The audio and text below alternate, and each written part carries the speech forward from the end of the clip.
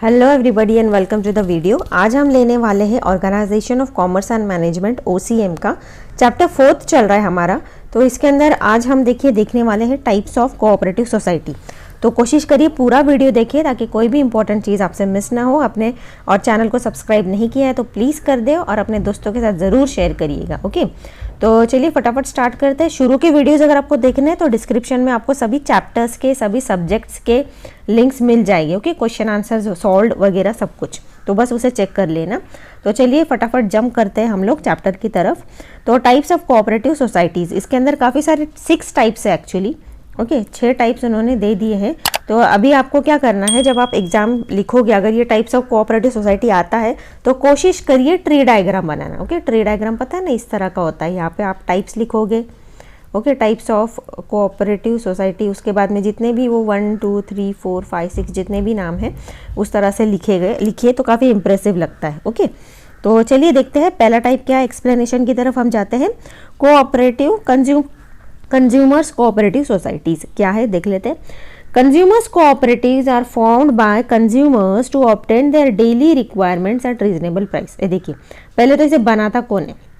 जो कंज्यूमर्स होते हैं ना, जो मिडिल तबके के या लोअर क्लास के जो लोग होते हैं उनको काफ़ी सारा सोसाइटी के अंदर ना एक्सप्लॉइट किया जाता है। ओके, ताकि महंगी चीज़ें बेचेंगे या फिर उनको हो सकता है कई बार स्टॉक करके रखेंगे ताकि आगे चल के रेट्स बढ़ जाए और फिर बाद में सेल करेंगे। लेकिन जब ज़रूरत होती है एक्चुअली अनाज की, गेहूं की, चीज़ों की, तो अवेलेबल नहीं होता है। काफ़ी सारा इस तरह से एक्सप्लॉयटेशन किया जाता है कंज्यूमर्स को। तो कंज्यूमर ही क्या करते हैं, कंज्यूमर फॉर्म करते हैं consumers cooperatives. Okay, they are formed by consumers only. Okay, and to obtain the daily requirements at reasonable prices, ताकि जो रोजमर्रा की चीजें हैं ना उनकी इस्तेमाल की। कंज्यूमर मतलब कौन हो गया, कंज्यूमर मतलब वो होता है अल्टीमेट या आखिरी वो बंदा जो फैक्ट्री में चीज़ें प्रोड्यूस होती है, कंपनी में चीज़ें बनती है, पूरा प्रोसेसिंग होता है उसका, आखिरी में जो फिनिश्ड गुड्स हमको मिलता है ना, तो फिनिश्ड गुड्स जो आखिरी में इस्तेमाल हो करेगा जो बंदा, उसको हम टर्म देते हैं कंज्यूमर। ओके, या फिर कस्टमर। तो ये कस्टमर जो है, ताकि उनको गलत कोई ना करे उनके साथ में, उनके राइट्स कोई ना छीने, उनको सही टाइम पे सही चीज़ मिले सही रेट पे, इसीलिए बनाई जाती है consumers cooperatives. Okay, are found by the consumers ही बनाते हैं ताकि उनकी रोजमर्रा की चीज़ें उन्हें सही दाम पे अवेलेबल हो जाए। These societies protect lower and middle class people from exploitation. अब ये सोसाइटी बन जाती है, लेकिन इनका मेन मोटो क्या होता है, ताकि ये जो लोअर एंड मिडिल क्लास के जो लोग हैं इनके साथ में एक्सप्लॉयटेशन ना हो, उनके साथ में कुछ गलत ना हो। ओके, तो फिर बाद में क्या होता है, the profits of the society are distributed among members in the ratio of purchases made by them during the year. Example, super Bazaar, Apna बाजार। अभी देखिए, सुपर बाजार, अपना बाजार, ये एक एग्जाम्पल है। इस तरह के कंज्यूमर्स कोऑपरेटिव्स फॉर्म किए गए हैं। ओके, इस तरह के कंज्यूमर कोऑपरेटिव्स फॉर्म बने हुए, आपको नाम पता होगा, सुपर बाजार, अपना बाजार। ओके, तो ये सब क्या करते हैं, कंज्यूमर्स ही आते हैं, एक फॉर्म करते हैं कोऑपरेटिव सोसाइटी। उसके बाद में अपना कुछ परचेसेस करते हैं। परचेसेस करने के बाद में देखिए आखिरी में कुछ ना कुछ प्रॉफिट निकलता रहेगा, है ना। सस्ते में चीज़ें मिलती है या फिर जो अगर मिली है तो हो सकता है आगे थोड़ा सा और किसी और को भी सेल कर देते रहेंगे। तो आखिरी में जो भी प्रॉफिट परचेस करने के बाद ना, लेकिन उन्होंने यहाँ पर क्या दिया है, स्पेशली परचेस वर्ड दिया है, सेल्स नहीं दिया है, परचेस दिया है वर्ड। तो परचेसिंग होने के बाद में जो अल्टीमेट आखिरी में कुछ जो भी थोड़ा बहुत साल भर में बच जाता होगा, तो उस अमाउंट का वो डिस्ट्रीब्यूट करते हैं मेंबर्स, जितने भी मेंबर्स आते होंगे ना ये फॉर्म करने के लिए कोऑपरेटिव सोसाइटी, तो उनमें डिस्ट्रीब्यूट कर दिया जाता है in the ratio what, in the ratio of their purchases. साल भर में जितनी भी उन्होंने खरीदारी करी रहेंगी उसके बिना पे उनको वो प्रॉफिट उनका डिस्ट्रीब्यूट कर दिया जाता है। अभी इसका मैं आपको एक बेहतरीन दूसरा एग्जांपल दूँ, सपोज फॉर एग्जांपल, तो अभी चलन में है, आई डोंट नो आपको पता है कि नहीं है। देखिए आजकल मॉल्स बहुत चल रहे हैं, है ना। ओके, मॉल्स जब चलते हैं तो उसके अंदर आजकल उन्होंने क्या किया है, कार्ड जैसा कुछ देते हैं। हर मॉल अपना अपना कुछ कार्ड निकालता है, उसके अंदर आपको कुछ पॉइंट्स मिलते हैं, है ना। तो पॉइंट्स मिलते हैं तो इनडायरेक्टली आप इसको ये इसी चीज़ का एक एग्जाम्पल मान सकते हो। ओके, क्या वो क्या करते हैं, आप जब भी खरीदी करोगे ना उसके ऊपर आपको कुछ पॉइंट्स आपके कार्ड पे स्वाइप किया जाता है, उसके नाम पे आपको कुछ पॉइंट्स ऐड कर दिए जाते हैं उस कार्ड के अंदर। आप पेमेंट तो अपने डेबिट कार्ड क्रेडिट कार्ड से करते हो, उसके बाद में वो अपनी तरफ से कुछ कार्ड बना के आपको देते हैं। इसका मतलब क्या करते हैं, indirectly they make you the member, है ना। और आखिरी में क्या होता है, जब वो कुछ 100 पॉइंट्स हो जाते हैं या उनका कुछ रहता है कैलकुलेशन, उसके बाद में वो क्या करेंगे, आप नेक्स्ट परचेसिंग के अंदर आपको कुछ डिस्काउंट देंगे। तो ये काफ़ी बेहतरीन और अच्छा एग्जाम्पल है इस चीज़ का। ओके, बिग बाजार में चलता है, रिलायंस मॉल में चलता है ये सब कुछ। ओके, आगे देख लेते हैं प्रोड्यूसर्स कोऑपरेटिव्स क्या है। Producers cooperatives are voluntary associations of small producers and artisans who join hands to face competition and increase production. These societies are of two types. Producers cooperative, producer बात आ गया, पहले हमने क्या देखा, कस्टमर का देख लिया। कस्टमर मतलब क्या, वो बंदा जो अल्टीमेटली यूज़ करता है प्रोडक्ट को। अभी हम उसकी बात कर रहे हैं जो ये चीज़ बनाता है, प्रोडक्शन करता है। फैक्ट्री, अब यहाँ पर फैक्ट्री का इमेज आ जाएगा आपके सामने, है ना। फैक्ट्रीज आ जाएंगी, कंपनीज आ जाएंगी, इस तरह की इमेज आपके सामने आएगी। ओके, अभी हम उनके बारे में बात कर रहे हैं, अभी उनके राइट्स के बारे में बात कर रहे हैं हम लोग। Producers cooperatives are voluntary associations of small producers and artisans who join hands to face competition and increase production. अभी यहाँ पर क्या होता है, जो छोटे छोटे आर्टिजन्स होते हैं ना, जिनके जो स्किल्ड सेमी स्किल्ड लोग होते हैं, जो अपना कुछ कला वगैरह स्किल दिखा के कुछ प्रोड्यूस करते हैं और उसे सेल करते हैं, मोस्टली हैंडीक्राफ्ट्स वगैरह। तो ये लोग क्या करते हैं, ये सब साथ में आते हैं और वॉलेंटरीली मतलब क्या, अपनी खुद की मर्जी से। ओके, वहाँ पर ये चीज़ वर्ड यूज़ किया जाता है वॉलेंटरीली। तो ये लोग आते हैं, अपना खुद का एसोसिएशन बनाते हैं ताकि उनके राइट्स वगैरह क्या उस हिसाब से था। जैसे हमने जो कस्टमर्स के साथ में देखा, उनके राइट्स, उनके हक के लिए, तो यहाँ पर ये जो छोटे प्रोड्यूसर्स हो गए, आर्टिजन्स हो गए हैं, ताकि उनको भी जो कंपटीशन फेस करना पड़ रहा है एंड इंक्रीज प्रोडक्शन, इस बहाने क्या हो जाएगा, 2-3 आर्टिजन्स आके अगर वो स्किल्ड है एक ही चीज़ में, तो वो दोनों मिलके कुछ बड़े पैमाने पे कर सकते हैं अपना बिजनेस, है ना। तो ये छोटे लोगों को आगे लाने के लिए, छोटे तबके के लोगों को आगे लाने के लिए काफ़ी अच्छा आइडिया है।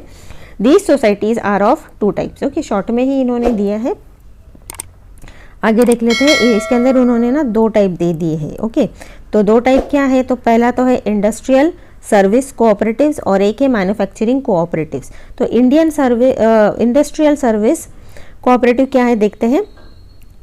In this type, the society undertakes to supply raw materials, tools and machineries to the members. The producers work independently and sell their industrial output to cooperative society. The output of the member is marketed by the society. अभी देखिए इनका क्या role है, एक है industrial, एक है manufacturing. अभी जब वर्ड इंडस्ट्रियल ही आ गया है तो इंडस्ट्रियल सर्विस ही आ गया, मतलब ज़्यादातर यहाँ पर हम इंडस्ट्री से रिलेटेड बात करेंगे। तो यहाँ पर कोऑपरेटिव वर्ड भी आ गया, है ना। तो ये सब क्या करते हैं देख लेते हैं।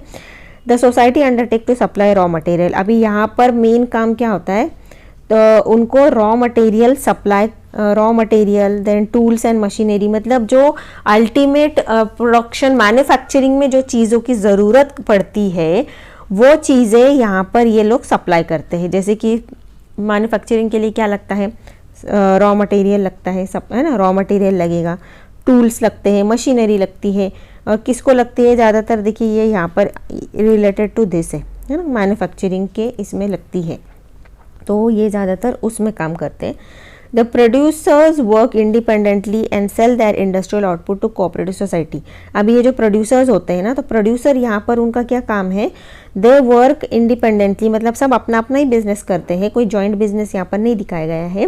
प्रोड्यूसर्स वर्क इंडिपेंडेंटली, अपना अपना बिजनेस करते हैं, एंड दे सेल मतलब बेचते हैं किसे, देयर इंडस्ट्रियल आउटपुट, मतलब इंडस्ट्रियल आउटपुट मतलब क्या हो गया, ये हो गया रॉ मटेरियल, टूल्स, मशीनरी, ये सब कुछ। ओके, जहाँ पर ज़रूरत पड़ती है मैन्युफैक्चरिंग के लिए आगे और चीज़ों को, तो ये क्या करते हैं, ये कोऑपरेटिव सोसाइटीज़ को सेल करते हैं।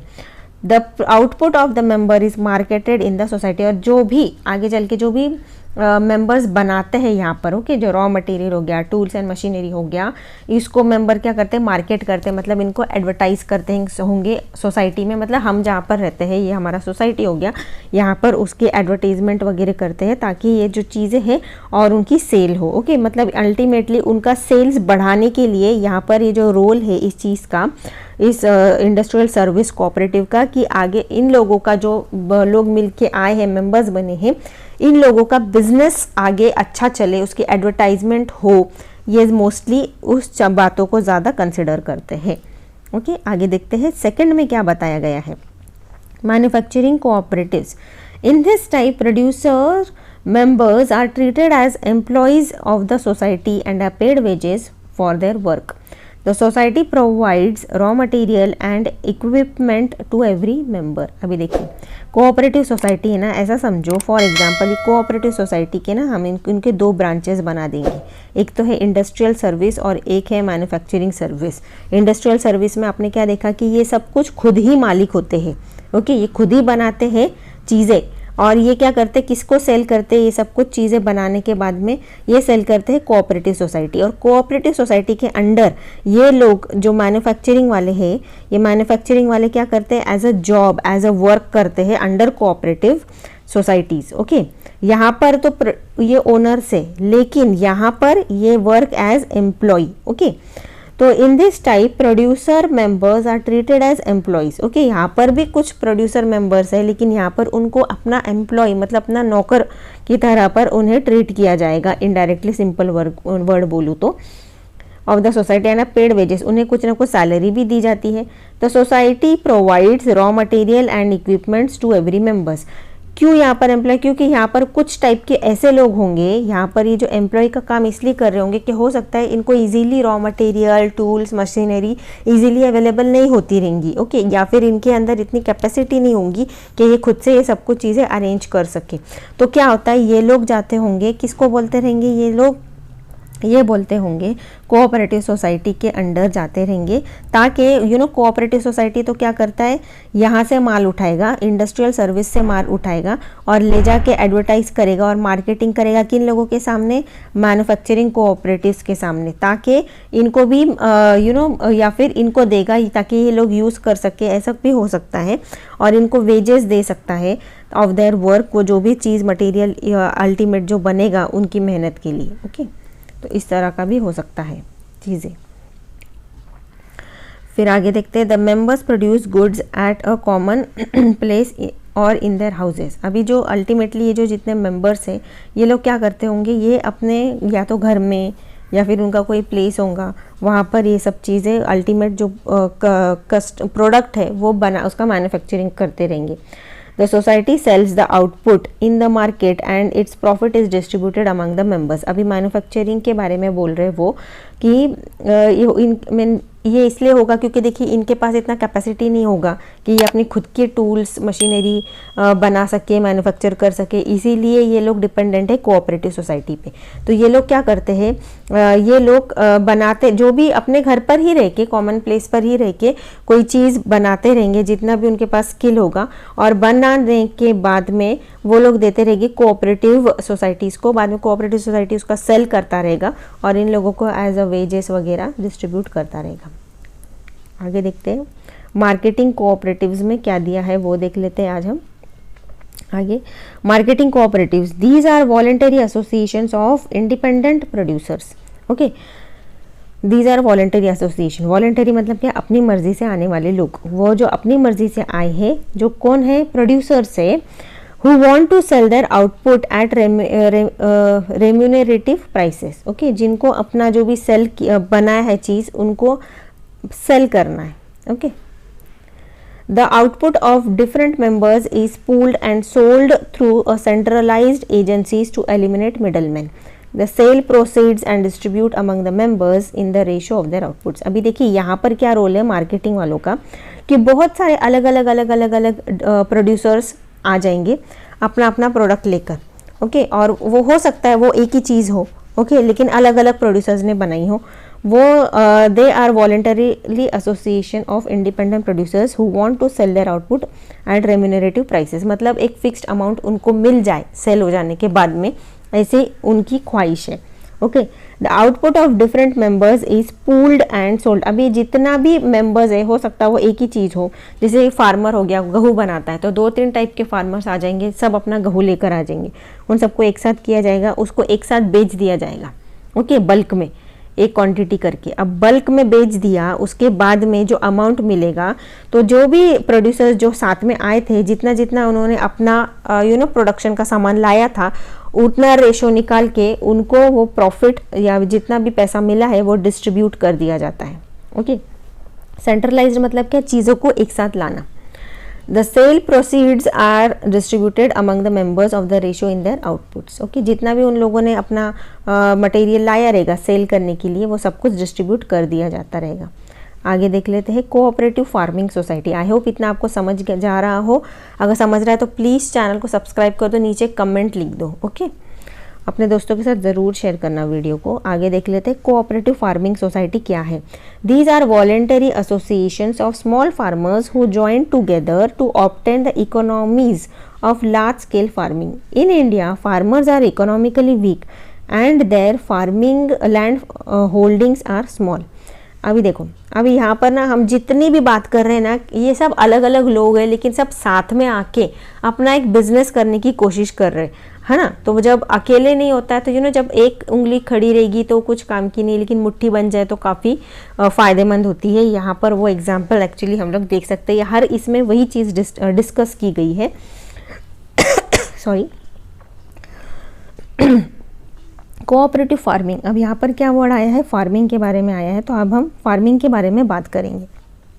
तो यहाँ पर भी कुछ फार्मर्स है। अभी देखिए फार्मर्स को यहाँ पर बहुत सारे गरीब फार्मर्स आपको मिलेंगे इंडिया में, जिनके पास ना बहुत छोटी छोटी लैंड होल्डिंग्स है, बहुत थोड़ी थोड़ी ज़मीन के वो लोग मालिक है। ज़्यादा अमीर फार्मर्स आपको यहाँ पर नहीं दिखेंगे। तो जिनकी जो बिलोंगिंग्स है, जगह जो है बहुत कम है, जिसके अंदर ऑब्वियसली जो रिटर्न्स आता रहेगा, फार्मिंग का जो आउटपुट आता रहेगा वो काफ़ी कम आता होगा, है ना।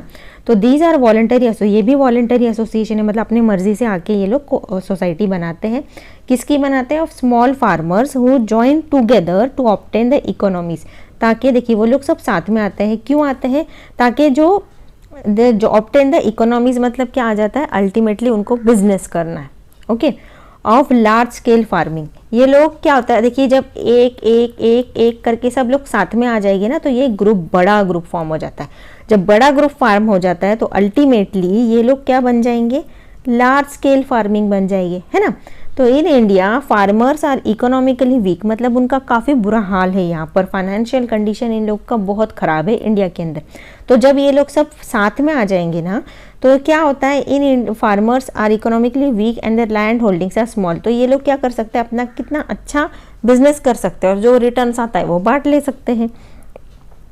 इन their individual capacity they are unable to use modern tools. वही इन्होंने बताया कि जब वो सिंगल होते हैं ना, तो एक उंगली रहेगी तो कुछ काम की नहीं है, लेकिन जब मुट्ठी बन जाए तो कितना कुछ फर्क पड़ता है ना। तो जब सब साथ में मिलकर आते हैं तो वो लोग क्या कर सकते हैं, शेयर कर सकते हैं या खरीद सकते हैं चीज़ें, है ना। और आपस में सब वो एक ही चीज़ को यूज़ कर सकते हैं। क्या क्या करेंगे, मॉडर्न टूल्स ले सकते हैं, बीज वगैरह, सीड्स, फर्टिलाइजर्स, है ना, ये सब कुछ। They pool their lands and do farming collectively. ये लोग क्या करते हैं, ये सब चीज़ें साथ में खरीदते हैं। साथ में खरीदने की वजह से अच्छा खासा डिस्काउंट भी मिल जाता रहेगा, है ना। और एक मशीनरी खरीदी है और 4 फार्मर्स भी अगर यूज़ करते हैं तो कितना अच्छी बात है वो सब कुछ, है ना। और इन्वेस्टमेंट भी समझो सबको ठीक ठाक आता रहेगा अपने अपने शेयर के हिसाब से।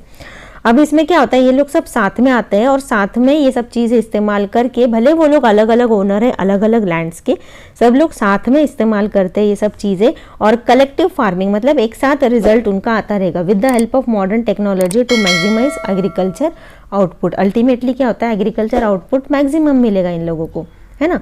तो फ़ायदा ही फ़ायदा होगा, मतलब उसका जो प्रोडक्शन रहेगा, वो जो कल्टीवेशन होना चाहिए, वो भी उनको अच्छा रिजल्ट मिलता रहेगा उसमें। ओके, आगे देखते हैं हाउसिंग कोऑपरेटिव सोसाइटी में क्या दिया है इन्होंने।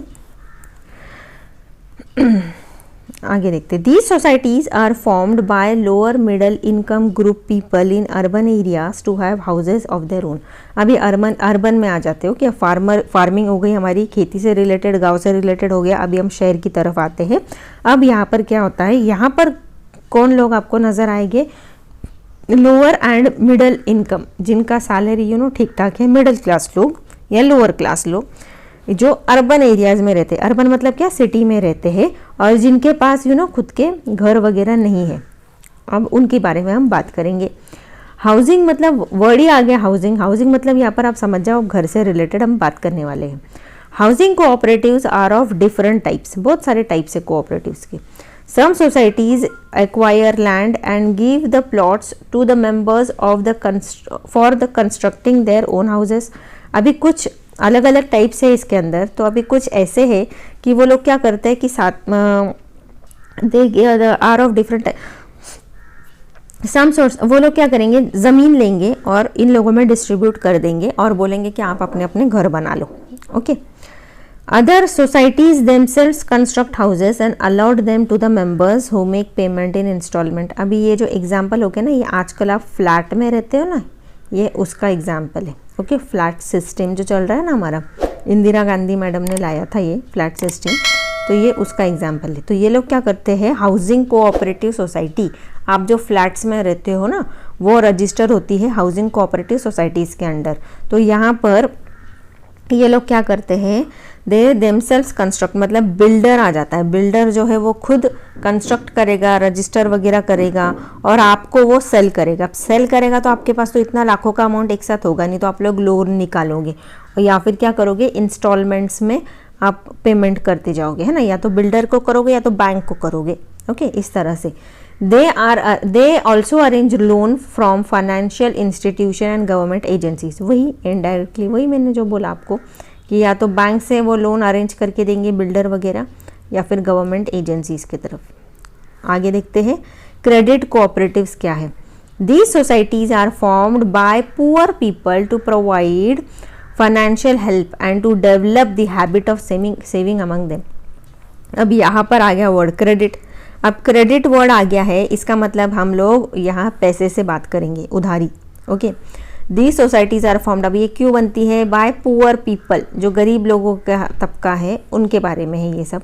तो people to provide financial help, मतलब ताकि उनका फाइनेंशियल मतलब पैसे से उनकी हेल्प करना, and to develop the habit, और उनके अंदर सेविंग्स की हैबिट नहीं होती, आज कमाते हैं आज ही खा के ख़त्म कर देना है। ओके, क्योंकि उनका उतना रहता ही नहीं है ना, उतना इनकम होता ही नहीं। 50 रुपये दिन का कमाएंगे तो 50 रुपये में खा के फिनिश ऑफ कर देंगे, दूसरे दिन फिर काम करेंगे, 50 रुपये कमाएंगे, 50 रुपये का कुछ खाएंगे, फिर फिनिश।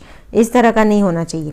तो इस तरह के लोगों के लिए, उनके अंदर हैबिट बनाने के लिए सेविंग्स की, तो ये बनाई जाती है क्रेडिट कोऑपरेटिव सोसाइटी।